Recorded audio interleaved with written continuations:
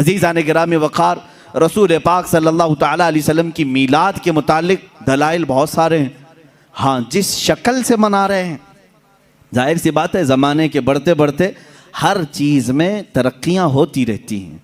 सबसे बड़ा सवाल सुन्नियों से यही किया जा, सहाबा ने मनाया था, ताबईन ने मनाया था, औलिया ने मनाया था, ये तो अब के ज़माने में मनाया जा रहा है।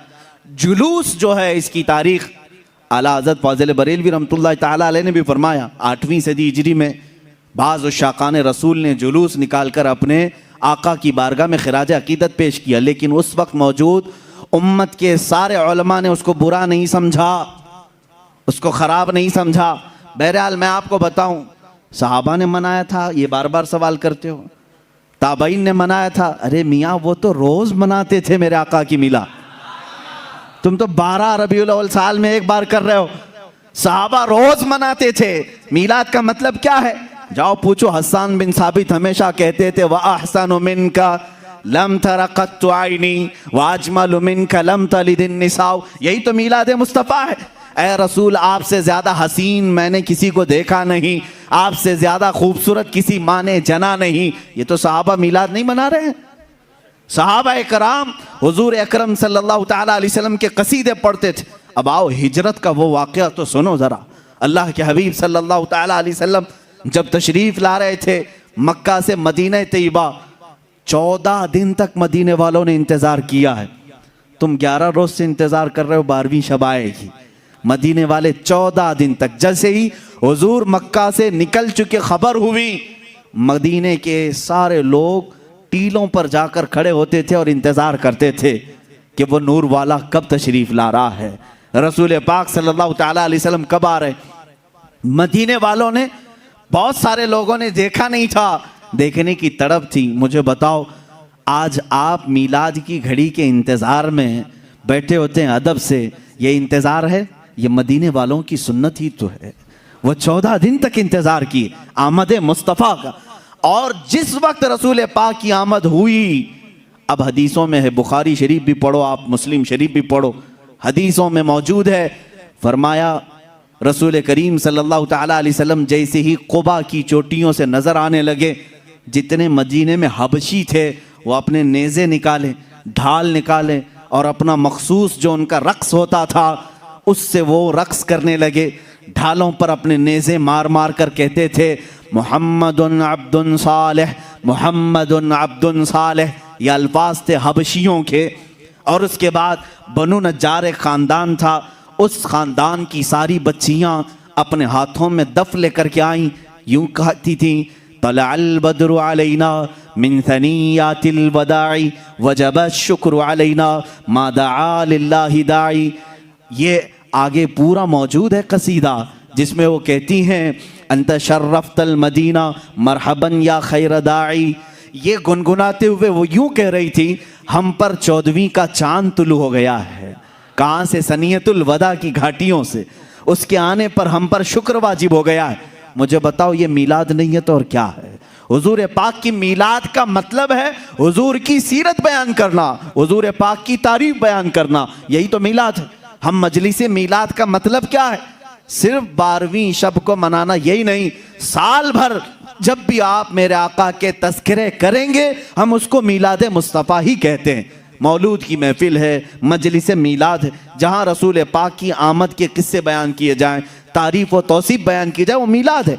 सहाबा ने किया है मेरे अजीज़ों। अब अल्लाह के नबी सल्लल्लाहु ताला अलैहि वसल्लम जब तशरीफ़ लाए तो क्या हुजूर ने मना कर दिया? जो हिजरत होकर हिजरत के बाद हुजूर तशरीफ़ ला रहे थे। अच्छा, इसमें यह भी देखें, जब रसूल पाक सल्लल्लाहु ताला अलैहि वसल्लम तशरीफ़ लाएं तो उस वक्त का एहतराम और ताज़ीम करना ये सिद्दीक़ अकबर ने भी सिखाया है। उसकी एक खुसूसियत होनी चाहिए। जाहिर सी बात है, आज आप हमारे मिंबर को, हमारे यहाँ पर स्टेज को अलग अंदाज से देख रहे होंगे, इसलिए कि ये आए हैं मीलाद मुस्तफ़ा के एहतराम में। मस्जिद आज अलग रौनक ली हुई है, यहाँ अलग एक रोशनी है, क्योंकि उस साअत और उस घड़ी के एहतराम में, जिस सुहानी घड़ी चमका तैबा का चांद, उस दिल अफरोज साअत पे लाखों सलाम। हम उस घड़ी पर भी सलाम भेजते हैं। सिद्दीक़ अकबर रज़ियल्लाहु ताला अन्हु ने क्या किया था जानते हैं आप? मदीने वाले जब देख रहे थे गर्दनें फलान फलान कर देखते थे, उछल उछल कर देख रहे थे, दूर से वो नजर आ रहे थे। आने वालों में दो लोग थे, हुजूर पाक सल्लल्लाहु ताला अलैहि वसल्लम और हज़रत अबू बकर सिद्दीक। सैयदना अबू बकर सिद्दीक रज़ियल्लाहु ताला अन्हु का इश्क और उनका अदब भी तो देखें। जब मदीने वाले दब बजाने लगे और उछल उछल कर देखने लगे, हज़रत अबू बकर सिद्दीक रज़ियल्लाहु ताला अन्हु ने अपना जुब्बा उतार दिया, जुब्बा उतार दिया, तहबंद है, और जुब्बा उतार कर एक लकड़ी में लगाया और हुजूर सल्लल्लाहु ताला अलैहि वसल्लम के ऊपर झंडे की तरह हिलाने लगे। हुजूर पाक सल्लल्लाहु ताला अलैहि वसल्लम के चेहरे पाक के ऊपर हिलाने लगे। क्यों किया ऐसा उन्होंने? क्यों किया? यही तो हम भी कहते हैं, जब वो आमद मुस्तफ़ा हो तो हम लहराते हैं, लोगों को बताते हैं कि ये घड़ी आम घड़ी नहीं है। हज़रत अबू बकर सिद्दीक ने यूं किया। हुजूर पाक सल्लल्लाहु ताला अलैहि वसल्लम ने उनसे पूछा भी, अबू बकर इतने दिन से मक्का से चले यहाँ तक पहुँचे, वो आपने जुब्बा उतारा नहीं, लहराया नहीं, मदीना करीब आया और तुम ये अपना जुब्बा उतार करके लहरा रहे हो।